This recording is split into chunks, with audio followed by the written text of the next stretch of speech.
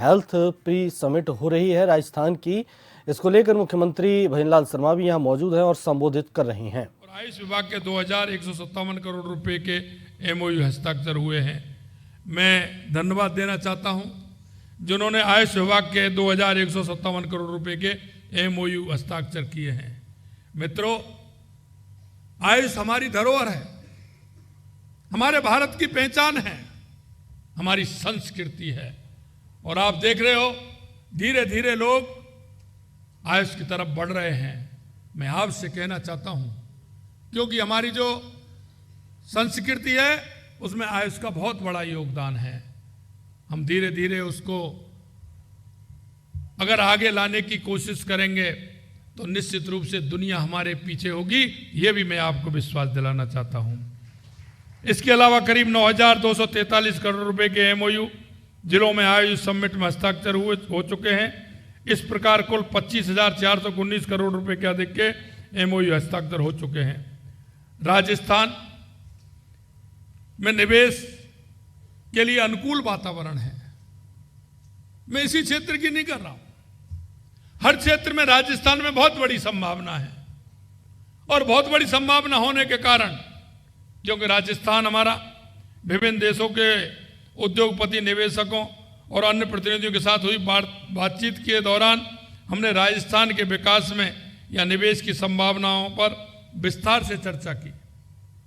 और आप देख रहे हैं क्षेत्रफल की दृष्टि से हमारा राजस्थान देश में सबसे बड़ा प्रदेश है। यही नहीं, हमारे यहाँ खनिज संपदा, मिनरल सबसे बड़ी तादाद के अंदर है। हमारे यहाँ पर्यटन सबसे ज्यादा है। सबसे ज्यादा तेल उत्पादन का हमारा राजस्थान है। प्राकृतिक गैस उत्पादन में हम हैं। मैं आपसे कह सकता हूं कि दुनिया में ऐसा कोई भी प्रदेश नहीं होगा जैसा राजस्थान है। और इसी के कारण मैं कह सकता हूं उद्योग के क्षेत्र में, शिक्षा के क्षेत्र में, चिकित्सा के क्षेत्र में भी हम आगे हैं। इसलिए मैं कहना चाहता हूं कि राजस्थान के अनुकूल निवेश नीति, कुशल मानव संसाधन और शांतिपूर्ण वातावरण निवेशकों को काफी प्रोत्साहित करता है। देश दुनिया की नामी कंपनियां प्रदेश में निवेश करने के लिए उत्सुक हैं। जल्दी ये कंपनियां राजस्थान में बड़े पैमाने पर निवेश भी करेंगी। और मैंने कहा भी है, क्योंकि मेरे से कहा है कि पहली साल क्यों रखा, मैंने कहा जिससे कि 3 और 4 साल में हम उसको जमीन पर ला सकें, इसलिए हम पहली साल किया है। और मैं इतना भी कहना चाहता हूं कि ये आने वाला समय, मैं जब बाहर गया तो मैंने उन सभी निवेशकों से मैंने कहा था कि अभी हम सिंगल विंडो भी कर रहे हैं, आपको आमंत्रित करने भी आए हैं, लेकिन एक समय वो आएगा जो हमें ब्रेक भी लगाना होगा कि अभी बहुत है, हमारे पास बहुत आगे, ये भी समय आने वाला है। और ये मैं आपको विश्वास के साथ कह सकता हूं। राजस्थान देश का ऐसा राज्य है जहां चिकित्सा एवं स्वास्थ्य के साथ विभिन्न क्षेत्रों में निवेश की अपार संभावनाएं मौजूद हैं। हमारा राज्य क्षेत्रफल की दृष्टि, जैसा मैंने कहा, सबसे बड़ा है।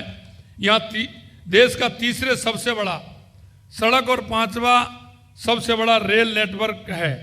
तो एयर कनेक्टिविटी भी बेहतरीन है। प्रदेश में निवेश के लिए मजबूत आधारभूत ढांचा है।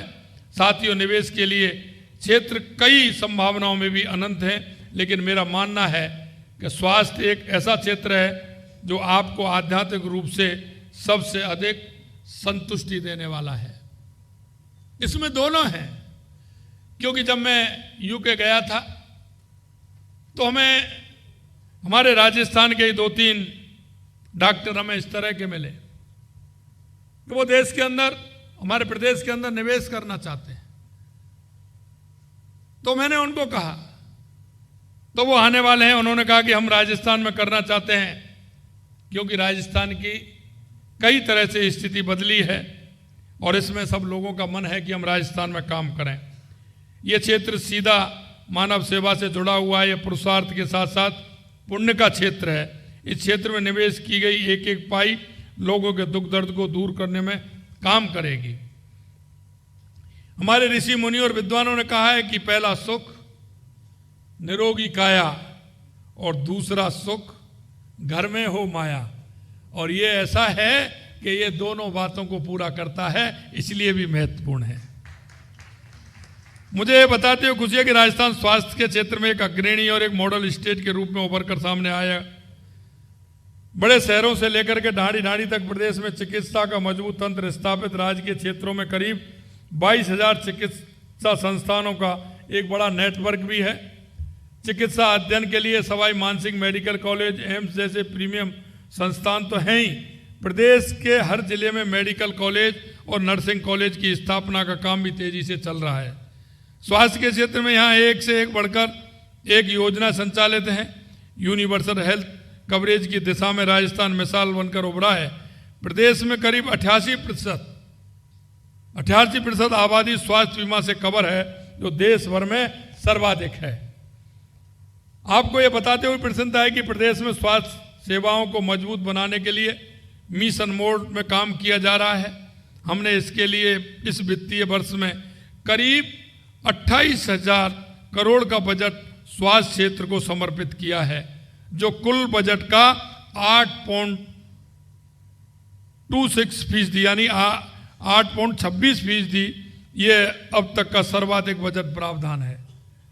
तो मैं कह सकता हूं इस बात को कि स्वास्थ्य के क्षेत्र में हमारी सरकार जिस तरह से काम कर रही है, स्वास्थ्य सेवाओं में हो रहे निरंतर उत्थान का ही परिणाम है कि आज राजस्थान संस्थागत प्रसव टीकाकरण, मातृ एवं शिशु मृत्यु दर सहित अन्य स्वास्थ्य मानकों में राष्ट्रीय औसत से बेहतर स्थिति में है। साथियों, राजस्थान में फार्मा, मेडिकल डिवाइस विनिर्माण, हेल्थ केयर सेवाओं के विस्तार के लिए असीम संभावना है। निवेशक इन क्षेत्रों में अपनी इकाइयां लगाकर न केवल देश बल्कि दुनिया भर में चिकित्सा क्षेत्र में योगदान दे सकता है, क्योंकि इसमें बहुत आवश्यकता है। चिकित्सा और स्वास्थ्य विभाग में अगर हम फार्मा की बात करें तो मैं दिल्ली जब मेरा वहाँ का रोड शो था तो मैंने लोगों से कहा वहाँ बहुत बड़ी परेशानी है। हिमाचल, अपना पंजाब, हरियाणा, दिल्ली, वहाँ एक तो उनको कई तरह की जो सुविधाएं वो नहीं मिल पाती हैं।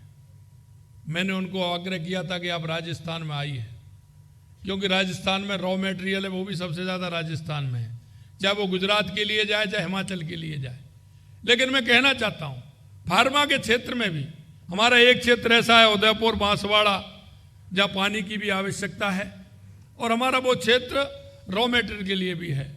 इसलिए मैंने उनको कहा कि अगर आपको दिल्ली से नज़दीक चाहिए तो अलवर से निकलते ही दौसा और मेरा बांदी कोई क्षेत्र ऐसा इंडस्ट्री एरिया जहाँ फार्मा की बहुत अच्छी एक हमारी कंपनी वहाँ बन सकती है। और दूसरा मैंने कहा कि उदयपुर और बांसवाड़ा के अंदर बहुत आवश्यकता है। तो ये दोनों क्षेत्र हमने फार्मा के लिए भी चिन्हित भी किए हैं। मैं आपको बताना चाहता हूँ कि प्रदेश में हम 2 मेडिसिटी की स्थापना करने जा रहे हैं, जो स्वास्थ्य के क्षेत्र में विश्व स्तरीय सेवाओं को सुलभता का एक नया तंत्र विकसित करेगी। जोधपुर में मेडिकल डिवाइस पार्क की स्थापना का काम शुरू कर दिया है। मेडिकल टूरिज्म की भी हम कहते हैं कि प्रदेश में अन्य राज्यों और दूसरे देशों के मुकाबले हम कम लागत पर गुणवत्तापूर्ण स्वास्थ्य सेवाएं मिल रही हैं। इसके चलते प्रदेश में मेडिकल टूरिज्म भी तेजी से बढ़ा है। अब इसको और विस्तार देने के लिए हम जल्द ही मेडिकल वैल्यू ट्रेवल्स पॉलिसी ला रहे हैं। साथ ही फार्मा उद्योग के विकास और विस्तार के लिए भी नई नीति लाने का काम प्रारंभ कर दिया है।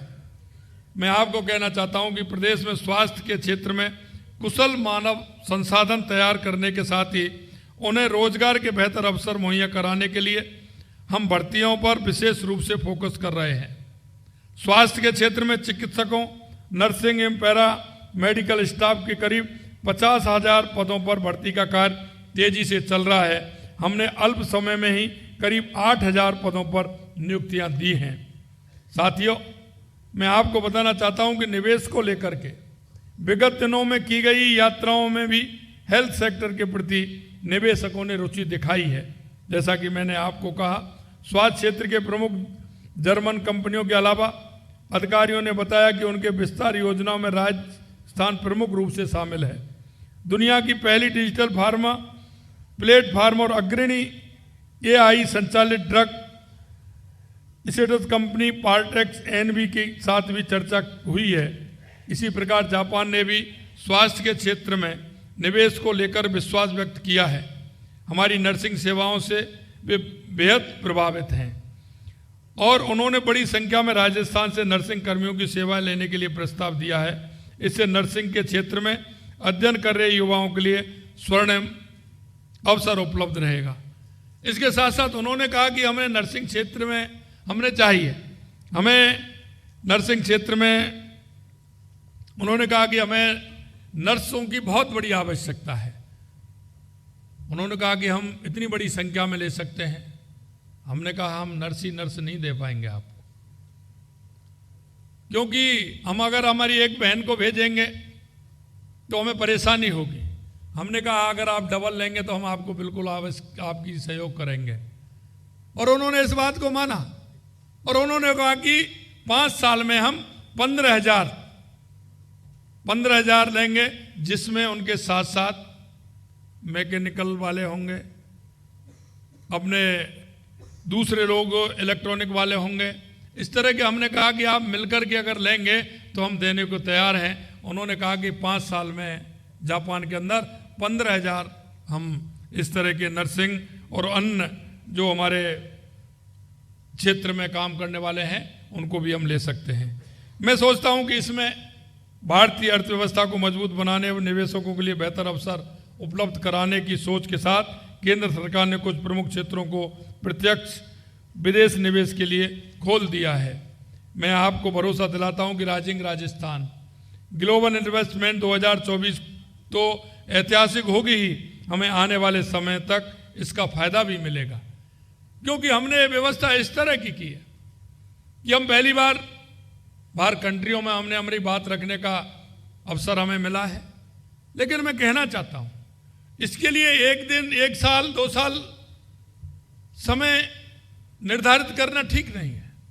हमने इसीलिए हमारी लगभग 25 कंट्रियों में हमने स्थायी रूप से जो हमारे आईएएस अधिकारी हैं उनको वहां नियुक्त कर दिया है। यहां उनका ट्रांसफर हो सकता है, लेकिन उस कंट्री से उनका ट्रांसफर नहीं होगा जब तक वो रिटायरमेंट नहीं होंगे, जब तक वो वहीं रहेंगे। और इसी तरह से हमने हमारे देश के अन्य प्रदेशों में भी हमने आईएएसओं को नियुक्त किया है, जिससे कि वहां की पूरी स्थिति को वो जांच लें, निवेशक हमसे क्या चाहता है, और वो स्थायी रूप से वहां रहेंगे। और हमारे प्रवासी राजस्थानियों के सहयोग से उस काम को हम आगे बढ़ाएं, क्योंकि हमारे राजस्थान के प्रवासी भाई अन्य प्रदेशों में या अन्य कंट्रियों में काफ़ी बड़ी संख्या में है। हमने उनसे भी संपर्क किया है। हम 9, 10, 11 में एक दिन उनका भी रख रखें। 10 तारीख को हमारे प्रवासी भाई आएंगे, और वो आएंगे तो कुछ ना कुछ लेकर के आएंगे। इसलिए मैं आपको विश्वास दिलाना चाहता हूं कि हमारा लक्ष्य अगले 5 वर्षों में राजस्थान की अर्थव्यवस्था को $180 बिलियन से दोगुना करके $350 बिलियन करना है। इसके लिए ज़्यादा से ज़्यादा निवेश की ज़रूरत है। ये निवेश न केवल हमारे राज्य की अर्थव्यवस्था को मजबूत करेगा, हमारी युवा पीढ़ी को अपने ही राज्य में रोजगार के अवसर मिलेंगे, उन्हें देश और दुनिया के विकास में अपना योगदान देने का मौका भी मिलेगा।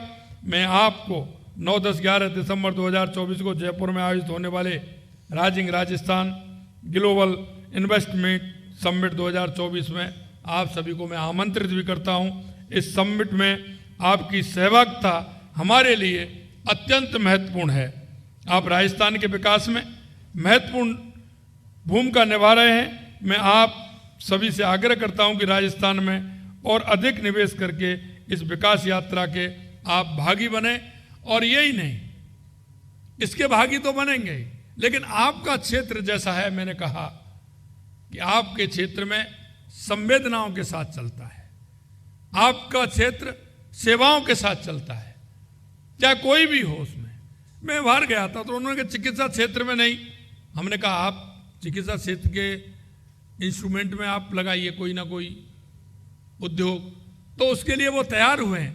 इसलिए मैं आप सभी से कहना चाहता हूं और मैं धन्यवाद देना चाहता हूं आप सभी को कि आप सभी चिकित्सा स्वास्थ्य विभाग की इस Rajasthan global investment meet summit में आप आए हैं। निश्चित रूप से आप सभी को धन्यवाद देता हूं। मित्रों, मैं एक आग्रह जरूर आपसे करना चाहता हूं कि हम सभी इस प्रदेश के नागरिक हैं। प्रदेश के नागरिक होने के नाते हमारा दायित्व बनता है कि हम एक कदम प्रदेश की प्रगति के लिए चलें। हम एक कदम हमारी सोच को राजस्थान की प्रगति की ओर ले जाने का काम करें, क्योंकि एक सोच बदलना भी बहुत बड़ी आवश्यकता होती है। जब हमारे मन में यह विश्वास पैदा होता है, हमारी सोच हमारे राजस्थान के लिए, हमारे जिले के लिए एक अच्छी सोच बनती है कि मेरा राजस्थान एक अच्छा राजस्थान बने।